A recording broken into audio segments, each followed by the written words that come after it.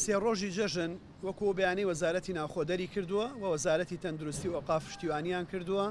جێبەجێەکرێ لە سنووری پارێزگای سلێمانی ژۆک و خۆی جێبەجێەکرێ ئەو سێ ڕۆژەی جەژن قەدەغەی هاتوچۆی تەواوە بێ لە سنووری پارێزگای سلێمانی و هەموو هەرێمی کوردستان و ئەم قەدەغەکردنە تەنیا ئەو سێ ڕۆژەی جەژنە بێ نە ڕۆژی عارفە و پێش عارفە ئەگرێتەوە نە ڕۆژانی دوای جەژین ژەگرێتەوە واتە کۆتاییان پێەیە هۆکارەکەشی تەنیا هۆکارێک و ڕێکارێکی تەندروستیە چونکە لە جەژنا خەڵک سەردانی زیاد لە پێویستی یەکتریەکەن ئەو نەریت و داب و کەلتورە جوانانەی لە ڕابردووە هەمانە و لەم دۆخە تەندروستیە ئەبێ